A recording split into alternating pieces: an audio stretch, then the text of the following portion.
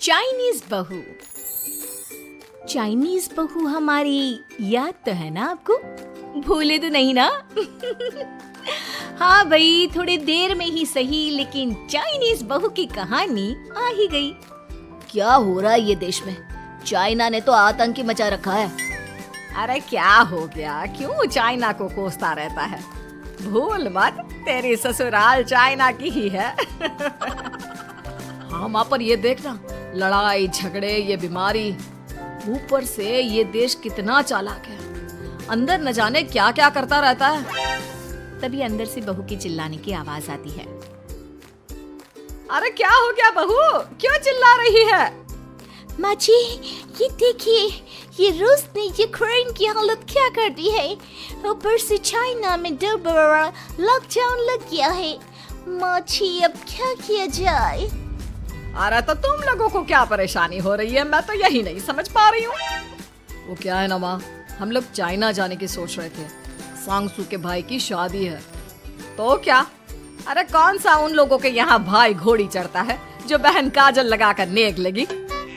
माँ जी, उसकी आंखें बहुत छोटी छोटी है, उसमें या तो पुतली रह सकती है या काजल। साले की पुतली निकाल कर काजल लगा दो, अंधा कहीं का। क्या क्या बोला तुम मेरे भाई के बारे में?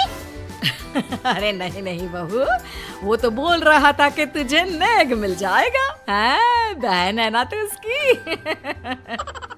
नहीं नहीं माँ जी, मैं सब समझती, ये मेरे भाई का मजाक बनाते रहते।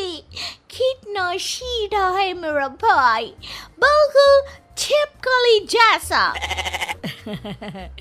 नहीं नहीं बहू, सीधा गाय जैसा होता है।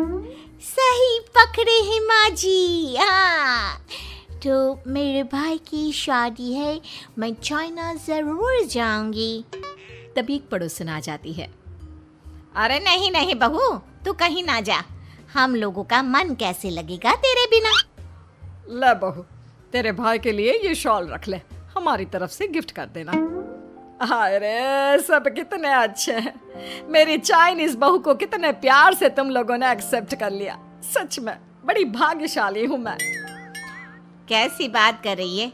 ये तो हम लोगों के देश की खूबसूरती है कि हर किसी को दिल से अपना लेते हैं, बस वो भी दिल से हमें अपना समझे। कैसी बात कर रही है आंटी जी? मेरे लिए आप सब सासू माँ जैसी ही हैं। मुझे भारत बहुत अच्छा लगता है, ये सबसे अच्छा देश है। मेरा भारत महान। वैसे भी लड़के की शादी जहाँ होती है वो तो वहीं की हो जाती है ना। जीती रे बहू, सही बोल रही है।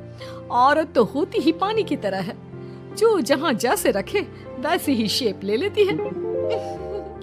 आंटी जी, ये थोड़ा सा ज्यादा हो गया, समझ नहीं आया।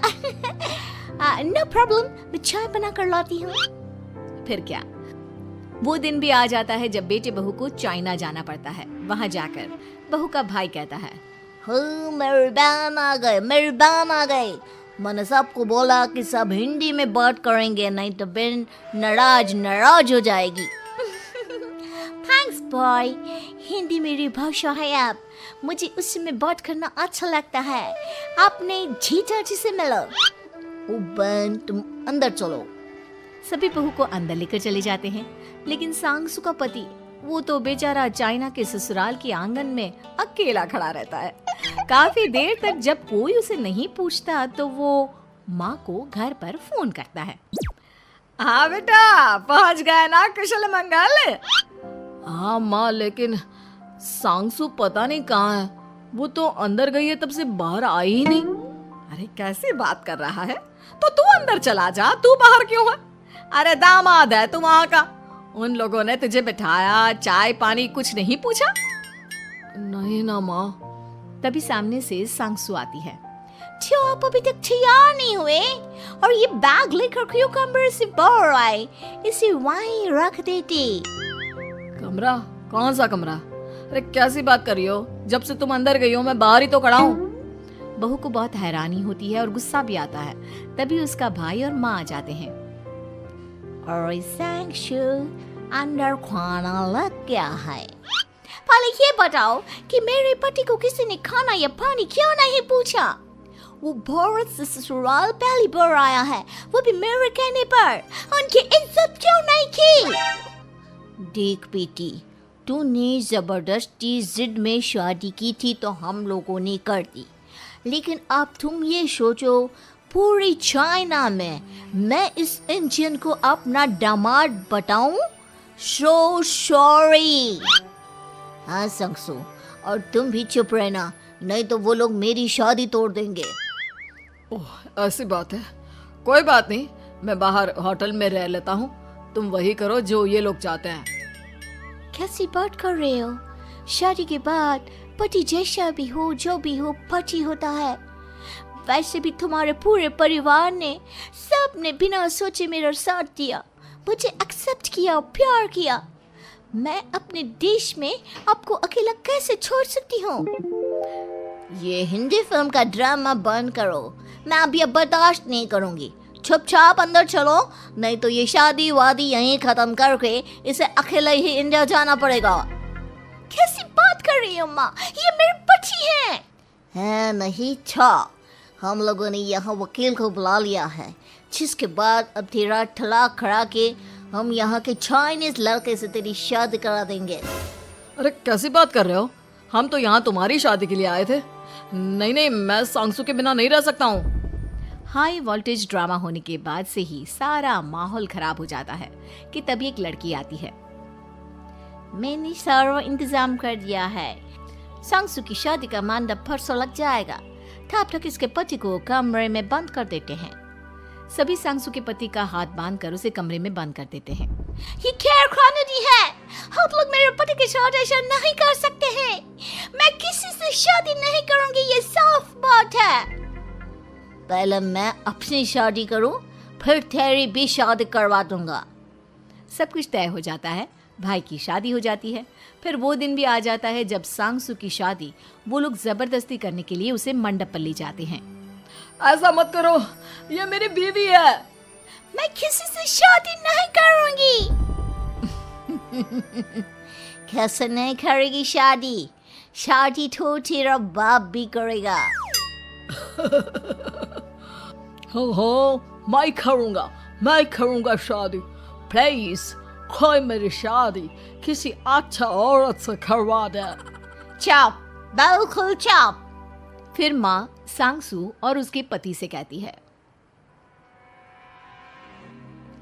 तुम लोगों का बच्चा मेरी कैद में है। अगर तुम लोगों ने कोई भी होशियारी की तो मैं इस बच्चे को मार दूंगी। दोनों माँ का रूप देखकर हैरान हो जाते हैं। बच्चे की खातिर दोनों शांत हो जाते हैं और शादी की रस्में शुरू हो जाती है कि तभी सांगसू की सास पुलिस के साथ आ जाती है। माँ, सरसू माँ आ गई, मेरी माँ आ गई। माँ प्लीज हम लोगों को बचाकर वापस ले चलो। पुलिस सभी को गिरफ्तार कर लेती है।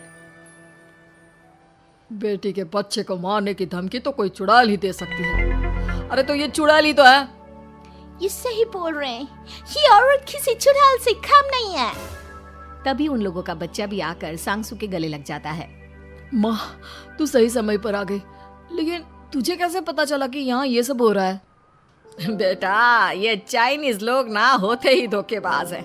इन लोगों पर मुझे भरोसा नहीं था, इसलिए मैंने तेरे फोन को हमेशा के लिए मेरे फोन से अटैच कर दिया था, जिससे तेरे आसपास होने वाली सारी बात मैं सुनती रहूं। उस दिन भी मेरी तेरी बात हो रही थी तो तेरा फोन ऑन था, मैं सब समझ गई थी। मुझे माफ कर दो। नहीं, बिल्कुल नहीं। चलिए माँ जी, इंडिया वापस चलते हैं। आज के बाद मैं यहाँ कभी नहीं आऊंगी।